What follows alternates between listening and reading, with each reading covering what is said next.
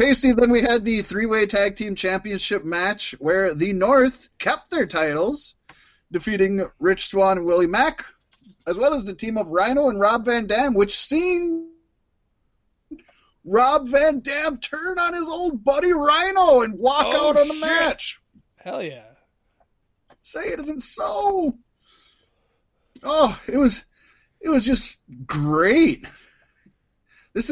I think this is the first time in he went to go backstage to get high with OVW or OVE. He might have.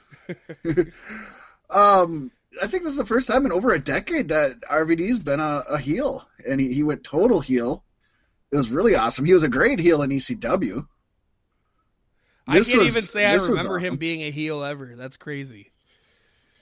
He wasn't with Bill Alfonso back in ECW, but otherwise, yeah, he's always just been a face. And that was kind of sad. I will say this, sadly, with the young talent in there, with the four other men who are young, the Van Dam heel turn on Rhino probably stole the whole show. Yeah. But, I mean, you can't knock good storytelling, I guess. So, I don't know. He doesn't have the same style or the same panache that he had 10, 20 years ago, but RVD can still go in the ring, and he still has great psychology. Yeah. So, was Rhino fucking up? Is that why Rob turned on him, or did he turn on him just out of the blue? Well, he turned on him because, they had lost the championship match before to the North, and it's the classic, we're failing, and then it's like Van Dam's like, well, it's your fault, not my fault. So, it's a classic heel turn. It wasn't nothing fancy or anything. I'm going to say one thing, and that's Impact Wrestling. If you're going to have a team called the North, you need to have a team called the South. And then you can have a team called the West who just doesn't want to get involved because they're making money. That's true. I was watching. No, I won't get into it. I do want to say though, I think I'm wondering if RVD's heel turn isn't RVD's choice, because if we've learned or if we know anything from the past or even just the entire history of pro wrestling, it's that heels purposely and tend to and can work a easier, more laid back style than the faces who want to pop you and want to build you up. So RVD isn't getting any younger. I could see him being like, hey man, I got one more heel turn left in me, and I want to pull back a little bit before I retire. I'm in decent shape right now, and I don't want to get any worse. Right? I don't know. That's just a thought. Hey, you don't want to be John Cena your whole career. Funny that Rob Van Dam would be the man to break that mold. Right. And we had a match that I wasn't sure about. I'm not super familiar with Marufuji, and I've said before, and I'll say again, I'm not the biggest Michael Elgin fan. But other than the huge botch on Impact's part by misspelling Marufuji's name with more than just one letter, it was like Marifugi. It was M-A-R. It's supposed to be M-A-R-U-F-U-J-I, and they spelled it M-A-R-I-F-U-G-I, I believe. Maybe that's just his name in Impact. Maybe they're Vince McMahoning it. We own Marifugi. But this was Michael Elgin spent a lot of time in New Japan, and he succeeded very well in New Japan. Paystee, this was a brawl, a Japanese strong style, whap 'em, stiff hits. You know they're feeling it, not just the next morning, but probably within a couple hours after leaving the ring. And the fans felt it, and they were just into this match. Hell yeah. Wound up being the longest match on the card. And surprisingly deservedly so, even though you had a, 5-person ladder match. This was longer than the 5-person ladder match. That's crazy. It is. They had the Fight Forever chants going and everything. Elgin was come off like a badass on this in a positive way. I'm not going to say he turned me into a fan. I'm not going to say that. That's what I was just going to ask. No, I'm not going to say that.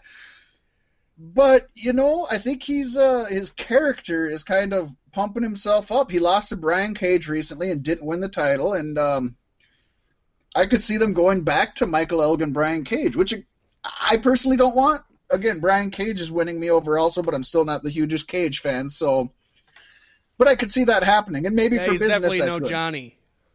He's no Johnny. Not a Johnny. Not a Johnny. Of course, I'm talking Johnny Cage. I assumed. Not yes. Johnny Bravo. Well, I could have been talking about Johnny Impact, for all anybody knows. Oh, I didn't. Duh, that should have been the obvious one. I didn't that's why I figured I needed to say something like, depends on what you're into, really. I'm into some freaky shit, man. Just to be honest. Oh, okay. We're still going, aren't we? Yes, indeed. It's been a long week, folks. It's crazy, but it's been fun. No, it hasn't. Next up, Paystee. Crazy but fun describes this match to a goddamn letter. I don't know which letter. Could it be T? It could be T. Although a ladder is more of an A shape, isn't it? It's kind of an A ladder, maybe a V. If you put it upside down, you put two of them together, it's an M. There's all sorts of. If it's a extension ladder, it's just a big I. If you bring it down, it's a lowercase I. It could be all sorts of things. But in this case, it is an X for the X Division Championship, Paystee. And this was definitely the match I was most looking forward to, without a doubt. And Paystee, I was talking to you before we went on the air, and I said, folks, listen, I've been trying to personally grade every match just for myself. I don't tell y'all every single grade, but I'll bust them out now and then. I had 2 A+ matches on this card, and this was one of those A+ matches. It went almost 18 minutes long, and you would have thought it was 10 minutes. It went by so fast, but you wouldn't have wanted an extra 5 at all. This was every bit as exhilarating a car crash as I ever thought it was going to be. And I think we knew that, knowing who was involved. The only person we didn't know who was involved before the show was AC Romero, who I probably would have been like, if they'd have told me that originally, but I don't know. The big guys tend to work out in these, like you look at the Money in the Bank matches. They don't got to reach as far, that's for sure. Well, yeah, even though it's hard to get up the ladder. And, of course, they did have a special ladder just for him, and it was painted a different color because you get the Mark Henry, Big Show, Kane kind of guys in these matches, and you're kind of like, but it worked. It worked. The spots, outstanding. Surprisingly, Romero was great in this. He put a lot into this. He didn't do the flip-flopping and flying, and you don't expect he's got to be 450 pounds or so. But he made the most of this opportunity. I never expected him to win. I don't think anybody did. But he was taking some big bumps for a dude his size, which was super surprising. Daga I thought he did an 8-ball of coke before he came out because he was just wild, which you expect, but damn. And the person, Paystee, I thought was going to win, and it still think should have won, and there might be a reason behind that we might mention later. We're not sure. Tessa Blanchard, she was the star. She was the glue that held all of this shit together. She was this match's every big, huge, important moment and big spot were kind of built around her, whether that was on purpose or whether she was the ring general or what the deal was. But I thought she was great, and if it wasn't for the interference of OVE, which furthers their feud, which is cool, I think she would have won it. So it's cool that she lost, but they gave a reason for it. I didn't mind that, but I still think I would have preferred her to win it over Ace Austin, who I guess we didn't even say the members involved, did we? It was no. Ace Austin, Jake Christ, who is the defending champion of Jake Christ of OVE. Tessa Blanchard, Daga, and Acer Romero was the last minute one. But so I have a question. Yeah.